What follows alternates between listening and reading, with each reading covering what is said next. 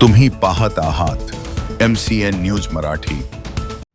नीट paper फुटी प्रकरणाच्या पार्श्वभूमीवर केंद्रीय शिक्षण मंत्री धर्मेंद्र प्रधान यांनी 25 जुलै रोजी राजीनामा दिल्यानंतर जळगाव जामोद शहरात काँग्रेस, वंचित बहुजन आघाडी आणि मित्र पक्षाच्या कार्यकर्त्यांनी दुर्गा चौकात फटाके फोडून जल्लोष साजरा केलाय। यावेळी उपस्थितांनी जंतर मंतरवरील विद्यार्थी आंदोलनाला पाठिंबा दर्शवत विद्यार्थ्यांच्या संघर्षाला सलाम केला।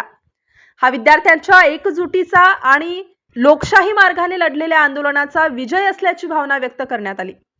तसेच विद्यार्थ्यांवरील कथित लाठीचार्जचा निषेध नोंदवत शिक्षण व्यवस्थेत पारदर्शकता, परीक्षा प्रक्रियेत प्रामाणिकपणा आणि प्रत्येक विद्यार्थ्याला न्याय मिळावा अशी मागणी यावेळी करण्यात आली।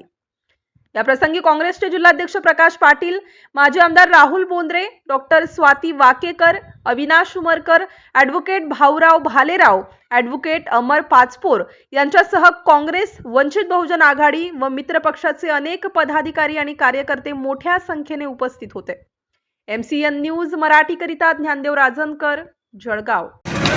आज भारतीय संविधानाचा प्रचंड मोठा विजय झालेला आहे। देशामध्ये लोकशाही आहे आणि या लोकशाहीचा प्रचंड मोठा विजय आहे। जंतर मंतरवर मागच्या अनेक दिवसांपासून विद्यार्थी सगळे एकत्र झालेले होते आणि या विद्यार्थ्यांनी प्रचंड मोठं आंदोलन केलं होतं।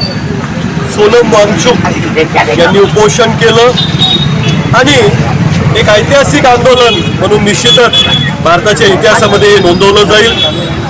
ज्या बर्बरतेने मोदी सरकारने आंदोलकांवर लाठीमार केला, मुलं असतील, मुली असतील, त्यांच्यावर लाठीचार्ज केला, दिल्ली पोलिसांनी क्रूरतेचा कळस घातला आणि अशा पद्धतीनं भारताच्या इतिहासामधलं एक काळं पान हे देखील या आंदोलनाच्या निमित्ताने निश्चित नोंदलं जाईल।